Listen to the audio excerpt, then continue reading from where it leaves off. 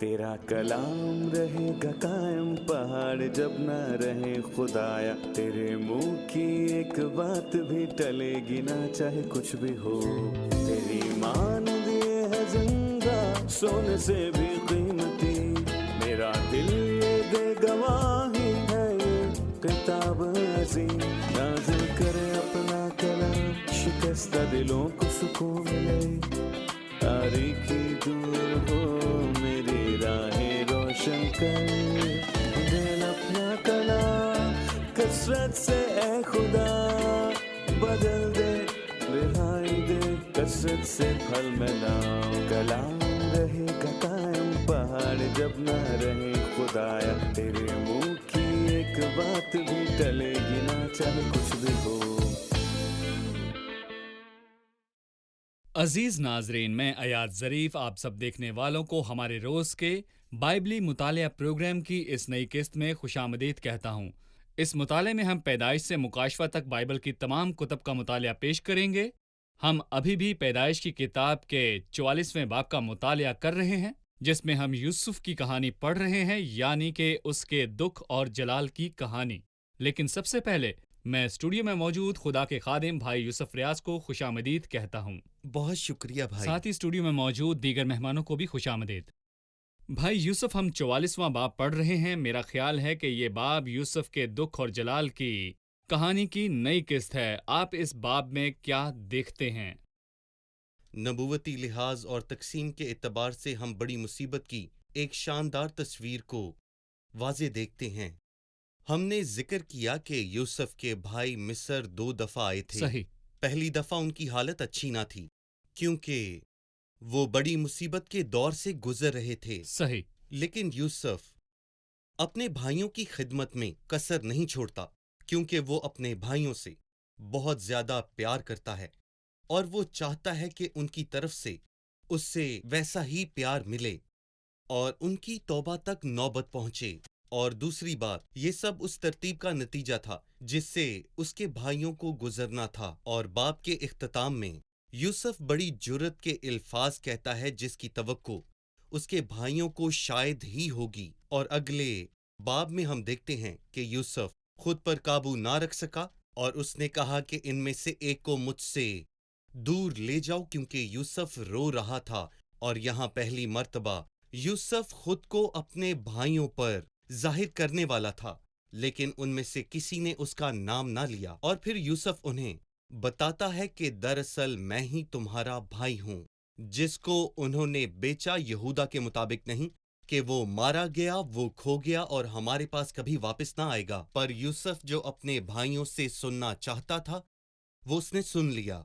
जब हम 44वें बाब तक पहुंचते हैं, खास तौर पर पहली 5 आयत तक, तो हम देखेंगे कि यूसुफ अपने भाइयों को फंसाने का मंसूबा बनाता है और उन्हें मिस्री कानून के मुताबिक कहता है कि उन्होंने चोरी की है और उन्हें एक नई परेशानी में मुब्तला कर देता है, क्योंकि उन्हें बिन्यामीन चाहिए। क्या आप हमें याद दिलाएंगे कि उसने क्या किया?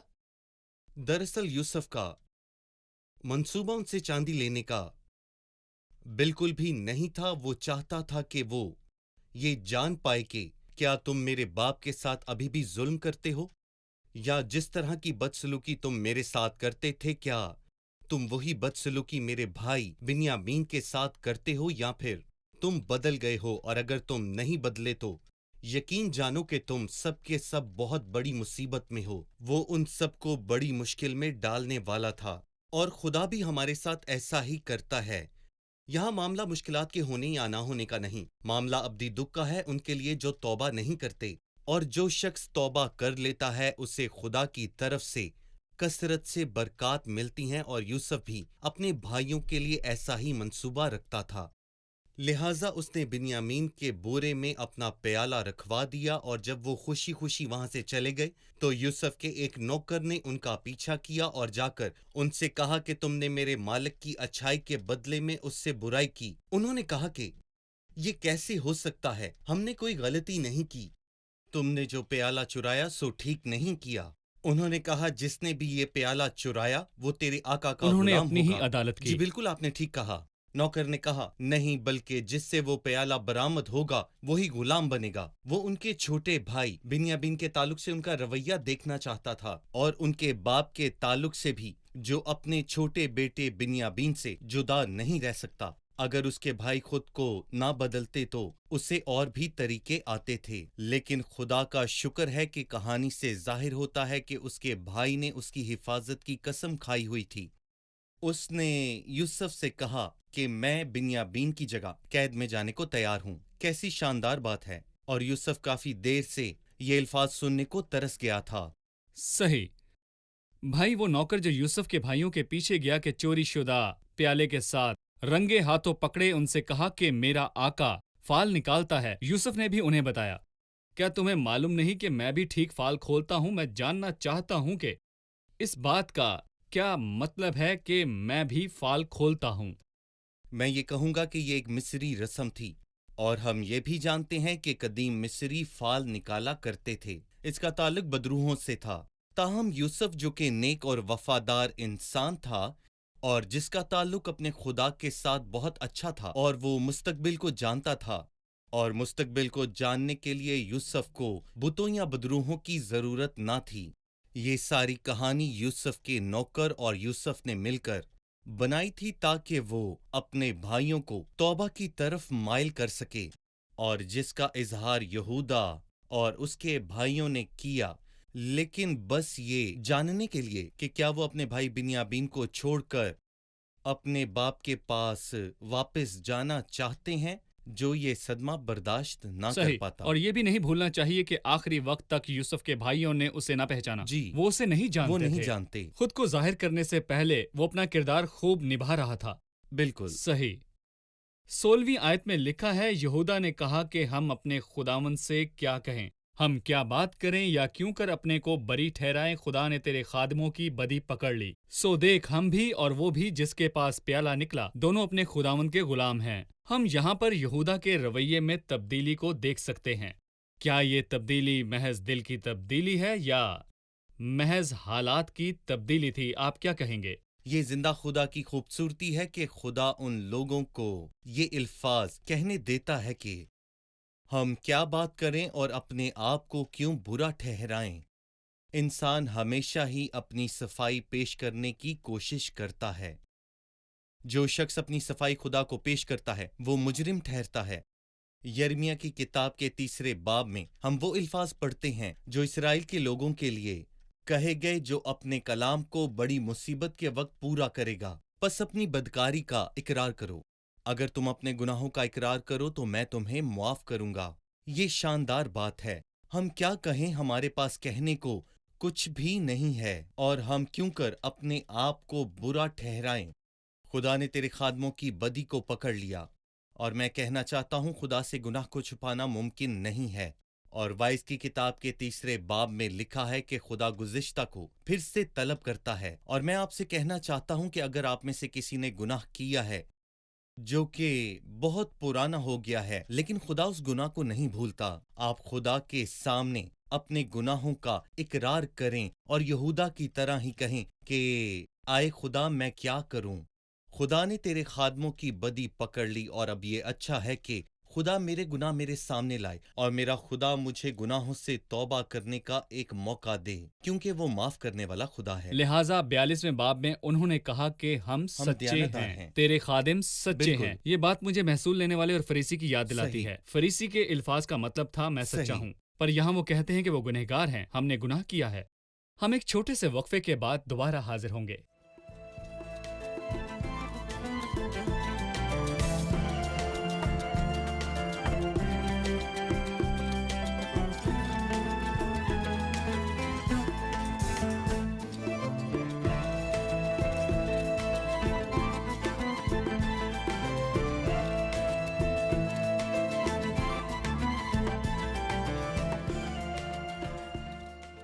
इस कहानी के वाक़यात से वाज़ेह है कि यूसुफ के तमाम भाई दुख से गुजरे, ताहम इस बाब में ये दुख अपने पूरे अरूज पर है यहूदा और बिन्यामीन के लिए। क्या इसका कोई नबूवती रुख भी है?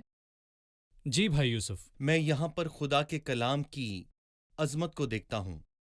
यहूदा इस वक्त एक मुश्किल में फंसा हुआ है और बिन्यामीन भी, लेकिन हकीकत बस खुदा जानता है। और वो नहीं जानते थे कि हम मिस्र में आकर एक चोरी के इल्जाम में फंसेंगे, लेकिन अब हम कहाँ जाएं? क्योंकि वो उम्र भर के लिए सिफनात का गुलाम होने वाला था। और यहूदा इस सब के बाद अपने बाप का सामना कैसे करता? मैं अपने बाप के सामने इस लड़के का जामिन हो चुका हूं। बिन्यामीन और यहूदा दोनों ही परेशान हैं। यहाँ नबुवती रुख भी है। बिन्यामीन और यहूदा दो कबीले हैं जो दाऊद के घराने के साथ रहे, और जब वो बाबल की असीरी में चले गए तो यही कबीले वापस आए थे। मसीह भी उन्हीं दो कबीलों के लिए आया, और वो कबीले जो वापस आए वो बिन्यामीन और यहूदा के थे, और यही दो कबीले उस बड़ी मुसीबत में से होकर गुजरेंगे। हमने कहा कि पहला दौर मुसीबत के दौर का आगाज है। यहाँ हम बड़ी मुसीबत को देखते हैं, और इस बड़ी मुसीबत से 10 कबीलों ने गुजरना है। और जब ये वक्त आएगा तो ये कबीले पूरी दुनिया में फैले होंगे, लेकिन खास तौर पर जिन पर मुसीबत आएगी वो बस 2 कबीले होंगे जिनका हमने पहले जिक्र किया, यानी यहूदा और बिन्यामीन के कबीले। ये एक नबूवती सच्चाई है जिसे हम मुख्तलिफ पेशनगोइयों में समझते हैं, और इस अजीम कहानी में हम खुदा के कलाम की सच्चाई और एहसासात को नबूवती रुख में भी देखते हैं। सही। फिर यहूदा ने मिन्नत समाजत शुरू की। वो यूसुफ के सामने खड़ा हुआ कि अपना मुकदमा पेश करे। जब वो अपना मुकदमा पेश कर रहा था तो उसके इब्तिदाई अल्फाज हौसला कुन हैं जो उसके अपने भाइयों के गुनाह के इकरार के हैं। खुदा ने तेरे खादमों की बदी पकड़ ली। लेकिन अभी भी वो झिझक महसूस कर रहा है। उसके दिल में अभी भी कुछ है जिसका वो इकरार नहीं कर सकता। फिर 19वीं आयत में लिखा है कि मेरे खुदावंद ने अपने खादमों से सवाल किया था कि तुम्हारा बाप या तुम्हारा भाई है, और हमने अपने खुदावंद से कहा था कि हमारा एक बूढ़ा बाप है और उसके बुढ़ापे का एक छोटा लड़का भी है, और उसका भाई मर गया है और वो अपनी माँ का एक ही रह गया है, सो उसका बाप उस पर जान देता है। ये अल्फाज यूसुफ के लिए थे कि उनका भाई मर गया है। इस वक्त भी यहूदा इसी झूठ पर यकीन रखता था जो उसने घड़ा था। यूसुफ मरा नहीं था बल्कि गुलामी के लिए बेचा गया। आप इसके बारे में क्या कहेंगे? जब आप बार बार झूठ सुनते हैं तो आप यकीन कर लेते हैं, और यकीनन बेचने का मशवरा मेरे ख्याल से यहूदा ने ही दिया होगा, और यूसुफ को बेचकर पैसे रख लिए, और कहता है कि मर गया था। यूसुफ मारा गया। मेरा मतलब है कि बिन्यामीन का भाई मारा गया। वो कहीं चला गया और वापस न आया। मेरा ख्याल है वो मारा गया। आप जितना झूठ को दोहराएंगे उस पर यकीन उतना ही बढ़ता जाएगा। हमें यहाँ पर जरूरत है कि हमें दोबारा इसकी जांच पड़ताल करनी चाहिए। क्या ये अल्फाज इस काबिल हैं कि इन पर हम यकीन कर सकें, या हम झूठ पर झूठ बोलते जाएं? मसीह के मरने और जी उठने के बाद एक झूठ फैलाया गया। ये कहा गया कि वो बिल्कुल। जिंदा नहीं हुआ। जी, जिन लोगों ने ये झूठ घड़ा था उन्होंने झूठ फैलाने के लिए पैसे दिए जब तक कि वो खुद इसके कायल ना हो गए। उन्होंने झूठ फैलाया कि मसीह जी नहीं उठा, बल्कि वो मरा ही नहीं था। भाई यूसुफ, ये दोनों झूठ आज भी मौजूद हैं। मगर ऐसे लोगों को कैसे सच्चाई से रूशनास कराया जाए? यहाँ बालम ने बहुत अच्छे अल्फाज कहे हैं कि खुदा इंसान नहीं जो झूठ बोले। वो ये कहना चाहता है कि झूठ बोलना इंसान का काम है। यूहन्ना के 8वें बाब में लिखा है, क्योंकि मैं सच बोलता हूं इसलिए तुम मेरा यकीन नहीं करते। और दूसरे थसलनिकियों उसके दूसरे बाब में हम पढ़ते हैं कि इसी सबब से खुदा उनके पास गुमराह करने वाली तासीरें भेजेगा ताकि वो झूठ को सच जाने। इसका मतलब है कि इंसान झूठ को पसंद करता है, और हमारा जिंदा खुदा उन्हें वही देगा जो वो पसंद करते हैं। मुझे डर है कि मेरा खुदा मुझे मेरे हाल पर छोड़ देगा, क्योंकि मैं अपने झूठ पर यकीन करूं, क्योंकि वो मुझे पसंद है। लेकिन मैं ये चाहता हूं कि हर कोई मसीह की तरफ लौटे, जिसने कहा कि राहक और जिंदगी मैं हूं। आखिर में यहूदा मिन्नत करता है। ये वाज़ेह है कि वो अपने बाप और भाई के लिए बहुत फिक्रमंद है। वो खौफज़दा है कि उसका बाप गमज़दा है और इसी गम में वो मर जाएगा। वो अपने भाई के लिए भी फिक्रमंद है। वो अपनी परेशानी कैसे वाज़े करे? मुझे वो अल्फाज याद हैं जो यूसुफ के भाइयों ने उस वक्त उसे कहे थे। उसने हमारी मिन्नत की, और हमने ये सब कुछ देखते हुए कि वो कैसी बड़ी मुसीबत में है उसकी ना सुनी। इसलिए ये मुसीबत हम पर आन पड़ी। वो बिन्यामीन की मुसीबत को देख रहे हैं, وہ چاہتے تھے کہ وہ اسی وقت مر جائے اور اس کی جان چھٹ جائے، مگر یہاں وہ ایک پیالہ چوری کے الزام میں پھنس گئے ہیں۔ وہ کافی مشکل میں تھا اور بہت پریشان تھا، تاہم مصیبت میں انہوں نے یوسف کی نہ سنی۔ وہ منت کر رہا تھا لیکن بنیامین نے منت نہیں کی، لیکن بنیامین پر آئی اس مصیبت کو اس کے بھائی دیکھ نہیں سکتے تھے، اور یہودا جو یوسف کو بیچنے میں پیش تھا اب اسی کے دربار میں کھڑا ہو کر اس سے منت کر رہا ہے کہ بنیامین کے بدلے میں تو مجھے غلام بنا لے۔ یہ بہتر ہے کہ میں یہاں پر غلام بن کر رہ جاؤں کہ میں اپنے باپ کے پاس جاؤں اور اسے یہ خبر دوں کہ بنیامین قید خانے میں ڈال دیا گیا ہے۔ یہ بات سن کے میرا باپ مر جائے گا۔ اور یہی وہ بات تھی جس کی وجہ سے سب کی توبہ تک نوبت پہنچی۔ اس مقام تک ابھی بھید نہیں کھلا تھا۔ یوسف نے اپنے بھائیوں پر خود کو ظاہر نہیں کیا تھا۔ جی، اس نے انہیں نہیں بتایا کہ اس سب کے پیچھے اسی کا منصوبہ ہے۔ بالکل۔ یوسف نے ہی اس کی بوری میں پیالہ رکھنے کو کہا تھا۔ تصور کریں کہ شاید واپس آتے ہوئے اس کے 10 بھائی بنیامین سے کہتے ہوں تم نے ہمیں کس مشکل میں ڈال دیا ہے۔ بنیامین مجرم نہیں بلکہ مظلوم تھا۔ پیالہ تو اس کی بوری میں رکھوایا گیا تھا۔ اب وہ کیا کر سکتا ہے؟ میں جاننا چاہوں گا بھائی یوسف، بنیامین کی صورتحال سے ہمارے لیے کیا سبق ہے؟ کیا ہم انتظار کریں کہ الہی عدالت ظاہر ہو تاکہ صورتحال واضح ہو، اس سے پہلے کہ ہم دوسروں کی عدالت کریں جو کہ قید میں ہیں؟ اور آپ نے آج کے ٹھیک دور میں کہا۔ بھی بہن بھائیوں میں اختلافات ہیں، آپ مجھے اس بارے میں بتائیے۔ در حقیقت انسان عدالت میں ناانصافی کرتا ہے۔ پالوس رسول نے بڑی حکمت سے کہا کہ جب تک خداوند نہ آئے وقت سے پہلے فیصلہ نہ کرو، وہی تاریکی کی پوشیدہ باتیں ہم پر روشن کر دے گا اور دلوں کے منصوبے ہم پر ظاہر کر دے گا، اور اس وقت ہر طرف سے اس کی تعریف ہوگی۔ دوسروں کی عدالت کرنے میں جلد بازی ہرگز مت کرو صحیح۔ جب تک تمہیں سچ کا پتہ نہ چل جائے۔ میں صبر کروں گا اور عدالت میں جلدی ہرگز نہیں کروں گا، کیونکہ کچھ باتیں ایسی ہوتی ہیں جن کا وقت کے ساتھ ہمیں پتہ چلتا ہے اور پھر ہم بہتر طور پر فیصلہ لے سکتے ہیں۔ انسانی عدالت میں کہا جاتا ہے جب تک جرم ثابت نہ ہو جائے وہ مجرم نہیں ہے، جب تک مکمل ثبوت نہ مل جائیں فیصلہ نہیں کیا جا سکتا۔ اور اپنے بہن بھائیوں کے ساتھ تعلق میں ہم سیکھتے ہیں کہ ایک دوسرے کی عدالت نہ کرو، کیونکہ ہم سب کا یہ ماننا ہے کہ خداوند ہی ہماری عدالت کرے گا۔ ہم ایک چھوٹے سے وقفے کے بعد دوبارہ حاضر ہوں گے۔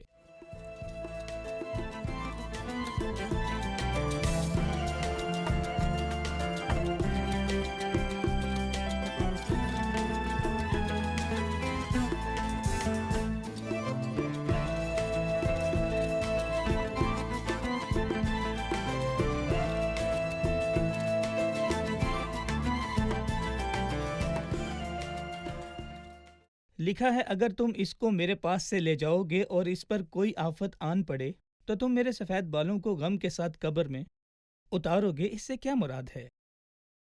جی بھائی یوسف، یہ یعقوب کے الفاظ ہیں۔ جی، بائبل مقدس میں ہم دیکھتے ہیں کہ قبر کا زیادہ تعلق موت سے ہے۔ موت ایک حالت ہے اور قبر دوسری۔ مجھے ایک کہاوت یاد آ گئی، محبت موت کی طرح مضبوط ہے اور حسد قبر کی طرح ٹھیک برا ہے۔ ہے۔ اور اے موت تیری فتح کہاں رہی، اور اے موت تیرا ڈنگ کہاں رہا؟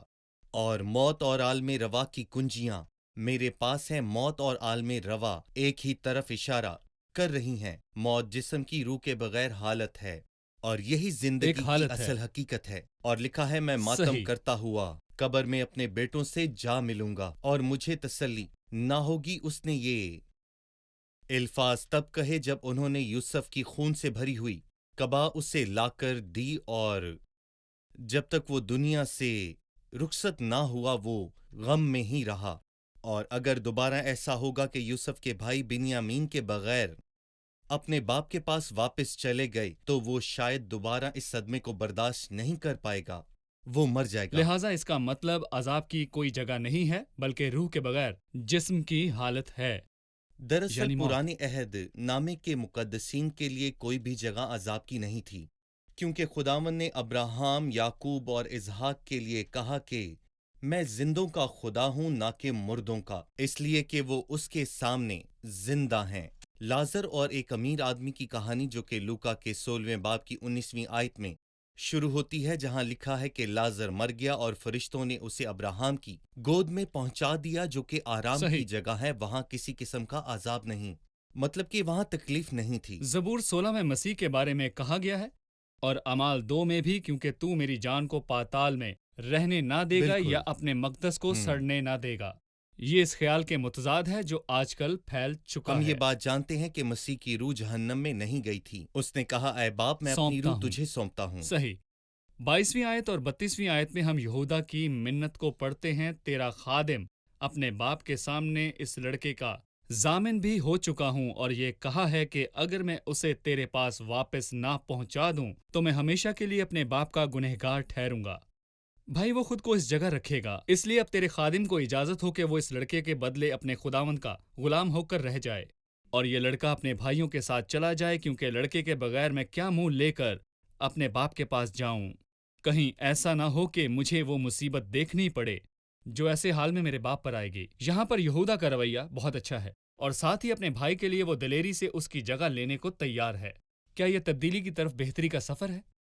جی یقیناً۔ اس کے بعد جیسا کہ آپ نے پہلے بھی کہا کہ یوسف اپنے آپ پر قابو نہیں رکھ سکتا تھا، اور میرے خیال سے یہ مکمل توبہ نہیں تھی، کیونکہ انہوں نے ان سے جھوٹ بولا اور انہوں نے بھی اس کا یقین کر لیا، اور یہ بالکل غلط بات تھی، اور مجھے لگتا ہے کہ یوسف انہیں انجام تک پہنچائے گا اور وہ یہ کر سکتا ہے۔ اور مجھے یہاں پر وہ بات یاد آ رہی ہے جو مسیح نے سامری عورت کے ساتھ کیا۔ اس کا اقرار جزوی تھا، مکمل نہیں۔ ہم اسے فرار سمجھ سکتے ہیں، سچائی کا اقرار نہیں۔ مسیح نے اس کا جملہ مکمل کیا کہ تو سچ کہہ رہی ہے، تیرا کوئی شوہر نہیں، تیرے 5 شوہر تھے، اور جس کے ساتھ تو اب رہ رہی ہے وہ بھی تیرا شوہر نہیں ہے۔ تو نے سچ کہا۔ اور یہاں پر یوسف وہ کہے گا جو اس کے بھائی نہیں کہہ سکتے۔ اگلے باب میں وہ ان سے کہے گا کہ میں وہی تمہارا بھائی ہوں جسے تم نے بیچ دیا تھا۔ وہ انہیں یہ بتانا چاہتا تھا کہ تم نے جھوٹ بولا۔ یوسف کہیں چلا گیا اور واپس نہیں آیا، یا پھر اسے کسی جنگلی جانور نے مار دیا، مگر تم نے مجھے بیچ دیا۔ مگر یوسف نے وہ کیا جو اس کے بھائی اس کے ساتھ نہ کر سکے، کیونکہ یوسف چاہتا تھا کہ اس کے بھائیوں کی توبہ تک نوبت پہنچے، اور خدا بھی ہم سے یہی چاہتا ہے کہ ہم اپنا پہلا قدم اس کی طرف اٹھائیں اور وہ ہمیں ہمارے سارے گناہ معاف کر دے۔ صحیح۔ میں چاہتا ہوں کہ ہم سب یہودا کے آخری الفاظ پر غور کریں، وہ جو ہمیں دیکھ رہے ہیں، اور میں خود بھی کہوں گا، کیونکہ لڑکے کے بغیر میں کیا منہ لے کر اپنے باپ کے پاس جاؤں؟ اگر میں باپ سے کہوں تم کس طرح اپنے بچوں کے بغیر آسمان پر جا سکتے ہو، اور اگر میں سب ماؤں سے کہوں آپ کس طرح بچوں کے بغیر آسمان پر جا سکتی ہیں، اور وہ لوگ جو خدا کے بارے میں نہیں جانتے، ہم ان لوگوں کے بارے میں کیا کر سکتے ہیں؟ آپ اس بارے میں کیا کہیں گے؟ میرا خیال ہے کہ وہ یہاں اپنے بھائیوں کے بارے میں بات کر رہا ہے۔ بہت سے ایسے لوگ ہیں جن کے بھائی غیر ایماندار ہیں۔ کیا ہم خدا کے پاس جائیں گے اور ہمارے بھائی جہنم میں جائیں گے؟ میں کیسے اس جگہ پر جا سکتا ہوں جہاں میرا اپنا بھائی نہیں؟ میں اچھی جگہ پر جاؤں اور اسے عذاب میں ڈالا جائے؟ ایسا نہیں ہو سکتا، اور اس کی جگہ میرا بیٹا بھی ہو سکتا ہے۔ میں بہت سے لوگوں کو جانتا ہوں جو یہ کہتے ہیں کہ میں اپنے بچوں کے لیے دعا کرتا ہوں، اور جب وہ پیدا بھی نہیں ہوئے تھے میں تب سے دعا کرتا تھا کہیں یہ بے ایمان نہ ہو جائیں، اور اگر ایسا ہو جائے تو آپ کو اپنی کی ہوئی پرورش پر دکھ ہوتا ہے، اور آپ یہ کہتے ہو کہ یہ پیدا ہی کیوں ہوا تھا۔ لیکن میں یہ کہنا چاہتا ہوں کہ اولاد بہت بڑی نعمت ہے، اور ہماری یہ ذمہ داری ہے کہ ہم ان کی پرورش کریں، اور ہمیں یقین نہ ہو جائے کہ یہ فضل میں شامل ہو چکے ہیں۔ ان کے لیے دعا کریں، اپنے رشتہ داروں کے لیے، اپنے بھائیوں کے لیے، اور ایک ماں کو اپنے بچوں کے لیے دعا کرنی چاہیے۔ در حقیقت ہمیں یہ سبق یہودا سے سیکھنا چاہیے کہ میں اپنے بھائی بنیامین کے بغیر اپنے باپ کے پاس کس منہ سے جاؤں؟ مجھ میں اس کا سامنا کرنے کی ہمت نہیں۔ ہمیں خدا کا سامنا کرنا ہے، اور اپنے بچوں کی ذمہ داری کو بخوبی سمجھنا اور اسے نبھانا بھی ہے، اور ہمیں سب کے لیے دعا کرنی ہے، اور مجھے یقین ہے کہ ہمارا خدا دعائیں ضرور سنے گا۔ آئیں مل کر ان کے لیے دعا کریں، آئیں ان کے تعلق سے ذمہ داری کو نبھائیں، ان سے بات کریں۔ یقیناً ہماری دعاؤں اور کلام کے وسیلے وہ تبدیل ہوں جی۔ گے۔ بہت شکریہ بھائی، ہمارے پروگرام کا وقت ختم ہوا چاہتا ہے۔ آج کے پروگرام سے آپ نے کیا سیکھا؟ مجھے یوسف کا بھائیوں کے ساتھ صبر بہت پسند آیا۔ وہ مسلسل صبر کا مظاہرہ کرتا رہا جب تک کہ وہ انہیں توبہ تک نہ لے آیا، حالانکہ وہ ان پر ظلم بھی کر سکتا تھا، وہ ان پر سختی کر سکتا تھا۔ اور یہی خدا ہمارے ساتھ کرتا ہے، وہ ہمارے تعلق سے صبر کرتا ہے اور ہمیں توبہ تک لاتا ہے۔ مجھے یہ آیت بہت پسند ہے کیونکہ لڑکے کے بغیر میں کیا منہ لے کر اپنے باپ کے پاس جاؤں؟ خدا ہمیں غیر نجات یافتہ کے لیے ایسا ہی رویہ دے۔ یہودا کی گفتگو یوسف کے ساتھ بدل گئی اور اس نے حقیقی توبہ شروع کی۔ یہ خدا کا اس کے ساتھ معاملات کو ٹھیک کرنا ظاہر کرتا ہے۔ شکریہ، خدا آپ کو برکت دے۔ بھائی آپ خدا کا بھی برکت شکریہ۔ دے۔ عزیز ناظرین، میں اس اقرار کے الفاظ کے ساتھ رخصت چاہوں گا جو کہ اس احساس جرم کے ہیں، اور یہی وہ راستہ ہے جو آغاز میں خداوند کے پاس آنے کا ہے۔ اسے بتائیں کہ آپ اس لائق نہیں۔ اے میرے خداوند، میں گناہوں سے بھرا ہوں۔ یہودا نے اپنے اور اپنے بھائیوں کے تعلق سے 16ویں آیت میں کہا، یہودا نے کہا، ہم اپنے خداوند سے کیا کہیں؟ ہم کیا بات کریں؟ ہم کیوں کر اپنے کو بری ٹھہرائیں؟ خدا نے تیرے خادموں کی بدی پکڑ لی۔ میں اپنے سچے ہونے سے انکار کرتا ہوں۔ آئیں اقرار کریں کہ ہم سچے نہیں ہیں، ہم مجرم ہیں۔ خدا نے تیرے خادموں کی بدی پکڑ لی، لیکن ہم کہاں جائیں؟ ہم کس طرح سے راست ٹھہرائے جا سکتے ہیں؟ میں کلام مقدس میں سے اس کا جواب دینا چاہوں گا، کیونکہ ہم ایمان سے راست ٹھہرائے گئے ہیں۔ اس لیے خداوند یسوع مسیح کے وسیلے باپ سے صلح رکھیں۔ عزیز ناظرین، اگر آپ کے اندر جنگ چل رہی ہے، اگر آپ کا ضمیر آپ کو ملامت کر رہا ہے، آپ محسوس کرتے ہیں کہ آپ بوجھ کے نیچے ہیں اور برداشت نہیں کر سکتے، تو دنیا میں کوئی چیز آپ کو راست نہیں ٹھہرا سکتی یا آپ کے گناہ کو دھو نہیں سکتی سوائے خداوند یسوع المسیح کے اور مسیح کے کفارے کے، سوائے مسیح کے، کیونکہ ہم ایمان سے راست ٹھہرائے گئے ہیں۔ اس لیے خدا سے صلح رکھیں۔ اگر آپ دنیا کی انتہا تک سفر کریں تو بھی آپ راست نہیں ٹھہر سکتے۔ ہدیے آپ کو راست نہیں ٹھہرائیں گے۔ آپ تبھی راست ٹھہریں گے جب آپ مسیح پر ایمان لائیں گے۔ میرے عزیزو، لہٰذا مسیح کے کفارے کی صلیب پر بھروسہ کریں۔ اگر آپ عقل مند ہیں تو ابھی توبہ کریں۔ اگلی قسط میں پھر ملاقات ہوگی۔ خداوند آپ سب کے ساتھ ہو۔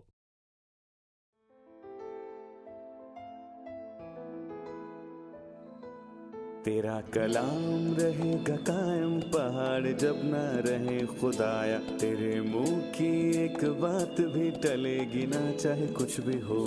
تیری مانند یہ ہے زندہ، سونے سے بھی قیمتی، میرا دل یہ دے گواہی ہے، یہ کتاب عظیم نازل کرے اپنا کلام، شکستہ دلوں کو سکون ملے، تاریکی دور ہو میری راہیں روشن کر، دل اپنا کلام کثرت سے اے خدا بدل دے، رہائی دے کثرت سے پھل ملاؤ۔ کلام رہے گا قائم، پہاڑ جب نہ رہے خدایا، تیرے منہ کی ایک بات بھی ٹلے گی نہ، چاہے کچھ بھی ہو۔